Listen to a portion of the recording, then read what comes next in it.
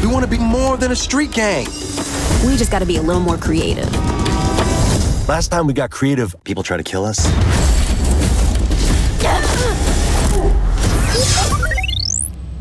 Hey everyone, I'm Jeff Haynes, Senior Editor of Video Games at Common Sense Media, and I'm here today with a quick look at Saints Row. It's a game that came out on August 23rd, 2022 for the PlayStation 4, PlayStation 5, Xbox One, Xbox Series X and S, Google Stadia, and Windows PC. Now, a quick note of warning to all parents and caregivers, this is a mature action title with its tongue planted firmly in its cheek. There's loads of profanity, lots of combat and blood within many situations, and other scenes where you and your characters will wind up interacting with drug paraphernalia or acquiring drugs, mainly because of trying to build your criminal enterprise. Now, we've tried to cut out on what we could, but some of that is simply unavoidable within this particular video. If you have any concerns about what you'll see within this video, or any concerns about other pieces of media, be sure to go to our website over at commonsensemedia.org, where you'll find a full breakdown of what you can find in this game or any other game that you're looking for. So what exactly is Saints Row? Well, it's a re-envisioning of an older franchise that was on older consoles that's been updated and reinvigorated for this current generation of gaming consoles. Now, this one takes place inside the fictional city of Santo Ileso, and what you're discovering at this very beginning is this base, which is a reconverted church, or an acquired church, to be the new location of the Saints for their headquarters.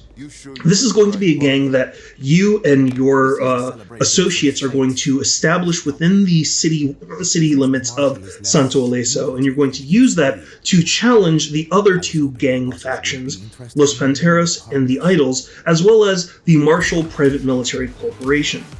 Right here, in particular, you're celebrating a very significant circumstance for your gang. I'm not going to go into some of the spoilers of that because it does play into the larger plot. But suffice it to say, many of the people that have now joined your gang are really, really excited about the fact that they have been as established as they are. They have a lot of different prospects, and the gang seems to be thriving as opposed to what it has come from with its humble beginnings. Of course, all of that is to say that in many ways that gives you a sense of the grandeur of where your gang is, as well as where exactly it's going to come from, and that leads us up to kind of the initial start or rise of your character, which brings up the character creator that you're going to see in a couple seconds. Now, the interesting thing about Saints Row is that you can create anything that you really can imagine in many ways. You can make a male or female character, you can vary up their body shape and their clothing, their hairstyle, their voices, and you can do this frequently throughout the game, so you really have a lot of tailor-made custom decisions on what you're going to do. But we'll skip ahead a little bit farther. So your created character is now on their first day of the job, in many ways their origin story before they wind up descending to their life of crime. They've decided to take on a job as a security guard or a security officer with the Marshall Private Military Corporation. And in fact, you're going off on a gig to try to apprehend some criminals. You're trying to make nice and make a few jokes with your commanding officer, who clearly is not really engaged in that or having any kind of a connection to that kind of joking behavior, because you're going into a very intense circumstance. In many ways, what you'll discover is Saints Row is an all-you-can-eat bullet buffet of explosions and firepower. In fact, as you wind up stepping out of the armored personnel carrier, you yourself wind up getting blown off your feet multiple different times by a couple different explosions, and the people that were with you were shot down or blown up themselves. In fact, another armored personnel carrier gets blown up right in front of you, giving you a sense that there's a whole bunch of people that really aren't going to make it from day to day. In some cases, they're pretty much not even going to make it from minute to minute. So you really have to gauge what you're doing, how you're going to survive the circumstances, and shoot your way out of it. Really, really rough onboarding, especially for your first day on the job. Now, we're going to skip ahead to introduce you to some key characters that really play a pivotal role within the storyline. The young man with the bow tie is Eli. In many ways, he's the brains of the operation, or of the foursome of your friends. The guy with the headphones on is Kevin. He's a DJ who also likes cooking. And the young woman in the background is Nina. She's viewed as one of the better mechanics and wheel people in Santo Ileso. The interesting thing about Kevin and Nina is that they're both members of rival gangs. Kevin is a member of the Idols, while Nina is a member of Los Panteros. Now, what winds up happening, of course, is that you wind up all striking a balance between everybody, mainly because you're all friends, but you're all just young people trying to figure out what you're going to do with your lives, how you're going to pay rent, what your dreams are going to be, how you're going to survive from day to day in this very violent city. Now, normally that would seem like it would be counterintuitive, especially because everybody is working for different groups, but you've all figured out different ways of getting around that. And how you wind up doing that? Well, you've decided that you're going to rob different locations. And it's clearly not the first time that you've done it, because you all have your own stances and objectives that you're going to do. In fact, as you're getting rid of this guy that happens to be outside, you're moving in within a practiced formation. Obviously, you've done this multiple times before. Now, you have a certain amount of a Robin Hood sense. You're not going to take the money from the young woman who's going there to the loan office to get money for her own bills. You're going after the employee who happens to have access to the safe behind the counter. Now, Kevin winds up knocking him out with one punch, which is pretty good, but as Eli hops over the counter just to get access to the safe, you realize that this isn't exactly the most secure circumstance. This isn't Fort Knox. There's only a one-digit combination for the safe. Really, really easy to take out. So obviously, instead of doing the regular 9 to 5, everything seems to be going to plan with the robbing of this location and getting out scot-free. Of course, what you'll discover in the realm of Santo Ileso, all plans rarely ever go according to plan. In fact, as we move forward to this situation where we've uncovered a new skill, what you discover is that you're going to try to get to your getaway car. And Los Panteros have decided, well, that's in our junkyard, and we're going to strip it for parts. Well, that's a problem, because now you're also very implicated within that robbery. So we've decided to use our skill as grabbing their hand grenade, shoving it down somebody's pants, and throwing them into their allies to try to carve a way through the enemy so that we can make our own getaway. That's kind of the tone that you're going to have, again, within the streets of Saints Row. It's very manic, it's full of explosions, full of gunfire, but it also winds up being one of those things that the more chaos that you cause, the more that you wind up filling up this Saints finishing meter in the center of the screen. Now, whenever you wind up triggering that, you pull off basically a randomized finishing move to take out enemies. The interesting thing about that is that every single time that you do that, you wind up also gaining health back from the mayhem that you cause. So it really pays and behooves you to cause as much chaos as you can, which raises your notoriety meter and makes more people come after you. More on that in a second. But it also can be the difference between being able to complete your mission and having to reload from a checkpoint and start to try to do the entire thing all over again. Fortunately for us, we managed to cause enough damage to get away scot-free, to take a bike and ride off into the desert in this particular case. Now, not every single scenario is going to be that multi-stepped and packed. In fact, one of the things that you notice, especially with this conversation with Kevin, is that you need to figure out different ways to pay your bills. Obviously, you can do your 9 to 5 job, but frequently you're going to be able to get money through more illicit manners. Kevin gives you a sense, especially by looking at part of the map, that there are a lot of different tasks that you can take, whether it's riding in the desert or using a wingsuit or possibly doing shootouts or things like that. Because you're also on the morally gray side, you can use this app that's on your phone, the Wanted app, to take care of different bounties. Now, some of these are definitely going to be a little bit sketchy, such as taking care of snitches, handling people that are doing meth labs, taking care of car thieves, or other things like that.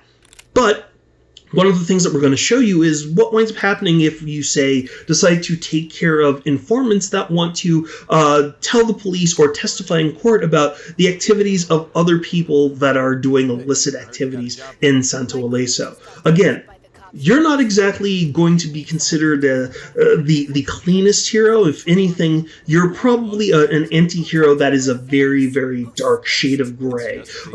And that winds up really calling into question in some cases how you're going to conduct some of your activities. Obviously, you can do things stealthily, but again, as I just mentioned, the more bang that you have when you go into a scenario, the more that you wind up filling up your Saints finishing meter, the more that you can cause more mayhem, the more money that you wind up actually creating, not only for eliminating enemies that happen to be on the streets, but also at times the more you wind up getting paid by some of the people that give you contracts. In this particular case, we've taken a car, we've run it into a police cruiser, and we're about to get out and handle the snitch part by shooting into the police car.